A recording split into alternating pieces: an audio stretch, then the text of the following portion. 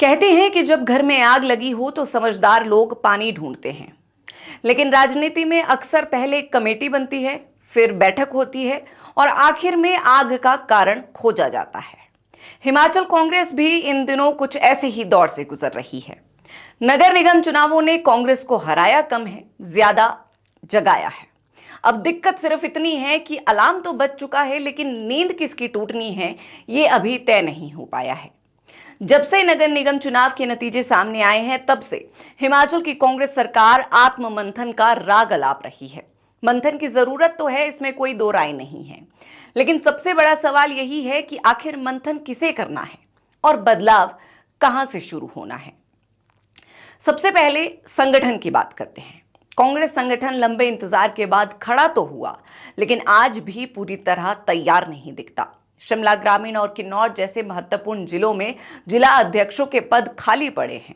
ऐसे में ये सवाल उठना स्वाभाविक है कि जब संगठन का ढांचा ही अधूरा है तो चुनावी लड़ाई पूरी ताकत से कैसे लड़ी जाएगी। प्रदेश नेतृत्व बदलाव और मजबूती की बातें कर रहा है, लेकिन जमीनी हकीकत यह है कि संगठन के भीतर गुटबाजी पहले की तरह कायम है।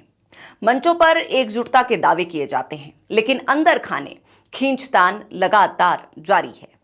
यही गुटबाजी नगर निगम चुनावों में कांग्रेस की सबसे बड़ी कमजोरी बनकर सामने आई।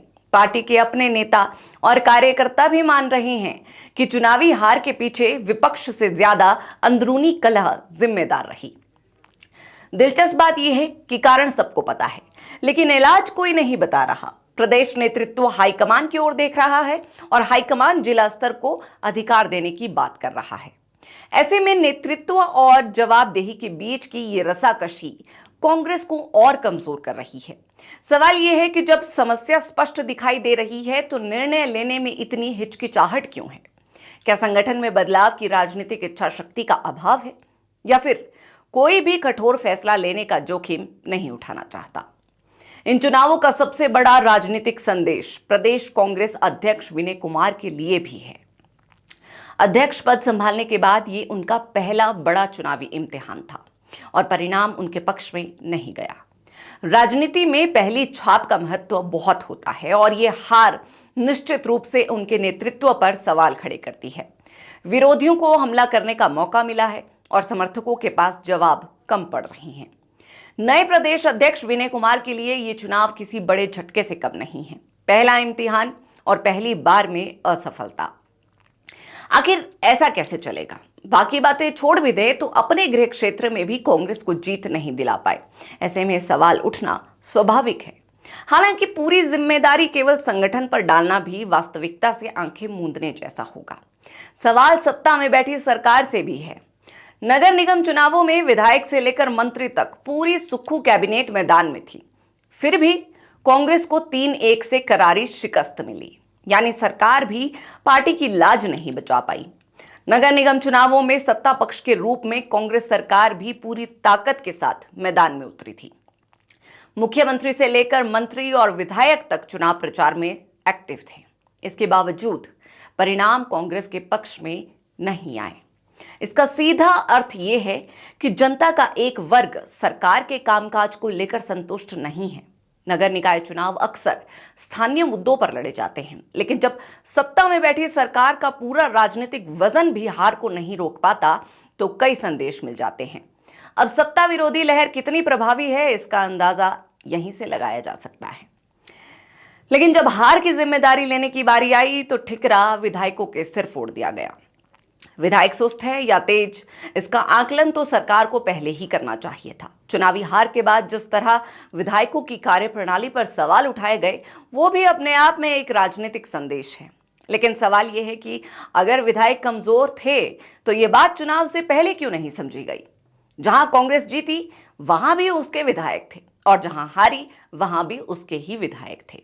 इसीलिए केवल विधायकों को जिम्मेदार ठहराना शायद आसान रास्ता हो सकता है, लेकिन इससे वास्तविक समस्याएं छिप नहीं सकती। संगठन की कमजोरी, सरकार की कार्यशैली और नेतृत्व की दिशा, तीनों पर गंभीरता से विचार करना होगा। उधर 2027 के विधानसभा चुनावों से पहले बड़े बदलावों की चर्चाएं पार्टी के भीतर भी है और अखबारों की सुर्खियों में भी। लेकिन ये बदलाव होंगे कब, ये कोई नहीं जानता। पार्टी के भीतर भी और राजनीतिक गलियारों में भी ये चर्चा तेज है कि बड़े बदलाव हो सकते हैं। कैबिनेट में फेरबदल की अटकलें हैं, संगठन में बदलाव की बातें हैं और प्रशासनिक स्तर पर भी नई रणनीति की जरूरत महसूस की जा रही है। लेकिन ये सब होगा कब, इसका मंथन शायद विरोधियों को करना है। राजनीति में सबसे महत्वपूर्ण समय होता है। अगर फैसले देर से लिए जाएं तो उनका प्रभाव भी कम हो जाता है। कांग्रेस के सामने चुनौती केवल चुनाव जीतने की नहीं, बल्कि जनता का भरोसा फिर से हासिल करने की भी है। इन सबके बीच हाईकमान की चुप्पी भी कई सवाल खड़े करती है। नगर निकाय चुनावों में कांग्रेस सरकार, संगठन और खुद रजनी पाटिल भी जीत नहीं दिला पाई। ऐसे में सवाल हाईकमान पर भी उठता है कि आखिर हिमाचल को इस हाल पर क्यों छोड़ दिया गया है। क्या उम्मीदें खत्म हो चुकी हैं और व्यवस्था परिवर्तन से ज्यादा सत्ता परिवर्तन की आहट सुनाई दे रही है, या फिर जाते जाते पूरी ताकत झोंकने की तैयारी है? ये कहना मुश्किल है। हिमाचल में लगातार उठ रहे सवालों के बावजूद केंद्रीय नेतृत्व की ओर से कोई बड़ा हस्तक्षेप दिखाई नहीं दे रहा। यही वजह है कि राजनीतिक पर्यवेक्षक ये पूछने लगे हैं कि आखिर हाईकमान की प्राथमिकताओं में हिमाचल का स्थान क्या है। यदि राज्य में संगठन और सरकार दोनों दबाव में हैं, तो फिर केंद्रीय नेतृत्व की सक्रियता भी दिखाई देनी चाहिए। राजनीतिक रूप से ये वो समय है जब दिशा तय करने वाले फैसले भविष्य की तस्वीर बदल सकते हैं। तो यजमान, फिलहाल कांग्रेस में हाल कुछ ऐसा है कि हार का कारण सबको पता है, इलाज भी सबको पता है, लेकिन दवाई कौन देगा, इस पर मंथन चल रहा है। संगठन हाईकमान की ओर देख रहा है, हाईकमान जिलों की ओर देख रहा है और जिले शायद आसमान की ओर देख रहे हैं। उधर जनता बड़ी शांति से सब देख रही है और चुनाव दर चुनाव अपना फैसला सुनाती जा रही है। ये सवाल तो है ही कि कांग्रेस हारी क्यों, लेकिन इससे भी बड़ा सवाल यह है कि कांग्रेस सीख कब लेगी।